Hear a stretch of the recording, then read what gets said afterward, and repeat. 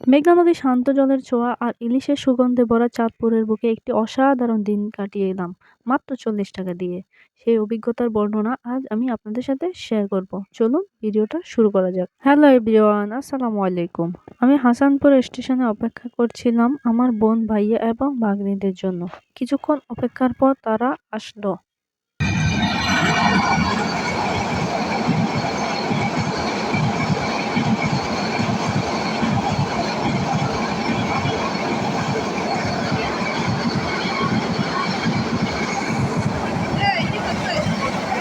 এর মধ্যে আইজা বুড়ি হাঁটাহাঁটি করছে, একটু দুষ্টামি করছে। ওর তো মনে হয় অনেক খুশি লাগছে। আর আমাদের ট্রেনও আসার এখনো সময় হয় নাই। আমাদের ট্রেনের সময় 10টা 20 মিনিট।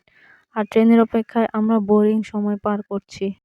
এরপর আমাদের ট্রেন আসলো এবং আমরা সবাই মিলে মেঘনা ট্রেনে উঠলাম। জনপ্রতি 40 টাকা টিকিট মূল্যে শুরু হলো আমাদের অসাধারণ যাত্রা।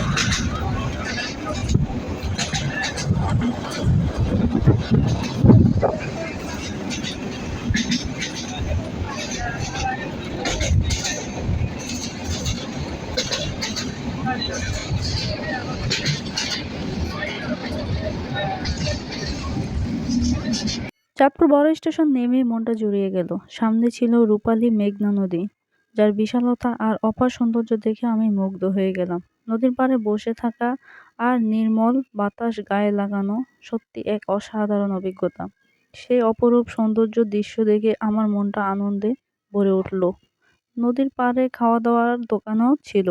মোটামুটি পরিবেশটা বেশ জমজমাট। নীল আকাশ, নীল পানি, সেই সাথে শীতের দিনে অন্যরকম বাতাস। সব মিলিয়ে জায়গাটা অসাধারণ লাগছিল। সত্যি বলতে মন ভালো করার মতো একটা জায়গা। আমি তো বারবার চাই আসতে।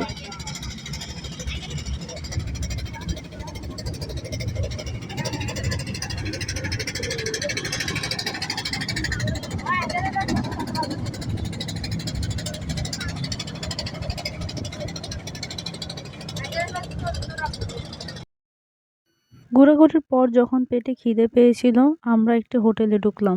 যদিও সেখানে মুরগি ও গরুর মাংসের ব্যবস্থাও ছিল। আমরা চাঁদপুরের বিখ্যাত তাজা ইলিশের স্বাদ নিতে চাইলাম।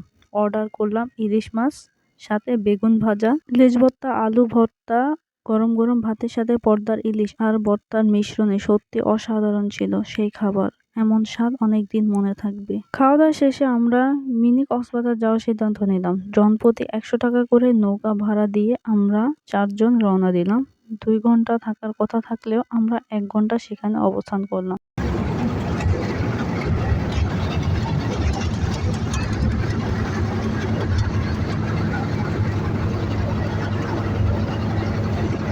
যান্ত্রিক জীবনে কোলাহল থেকে দূরে প্রকৃতির অপার সৌন্দর্যের মাঝে নিজেকে খুঁজে পাওয়া গেল।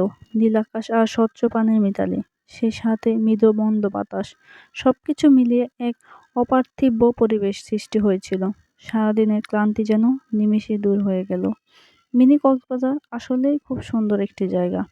যারা কখনো কক্সবাজার যাননি, তারা মিনি কক্সবাজার থেকে একটা ছোট ধারণা পেতেই পারেন। আমি তো বারবার যেতে চাই। ট্রলারে করে মিনি কক্সবাজার যেতে আমাদের 20 মিনিটের মতো সময় লেগেছিল। নদীর বুক চিরে এগিয়ে চলার সে অভিজ্ঞতা ছিল সত্যি অসাধারণ। নির্মল বাতাস আর নদীর বুকে ভেসে চলা সবকিছু মিলিয়ে এক অন্যরকম ভালো লাগা কাজ করছিল। অনেকক্ষণ ঘোরাঘুরি করে এরপর আমরা পাড়ে গেলাম। সেখানে অটোতে করে আমরা চাঁদপুর শহরে গেলাম। সেখান থেকে সিএনজি করে লাকসাম হয়ে নাঙ্গলকোট আমাদের বাড়িতে আসলাম। এই ছিল আমাদের চাঁদপুর ভ্রমণের অভিজ্ঞতা। কেমন লাগলো আজকের ব্লগটি জানাতে ভুলবেন না। ভালো থাকবেন, সুস্থ থাকবেন। আল্লাহ হাফেজ।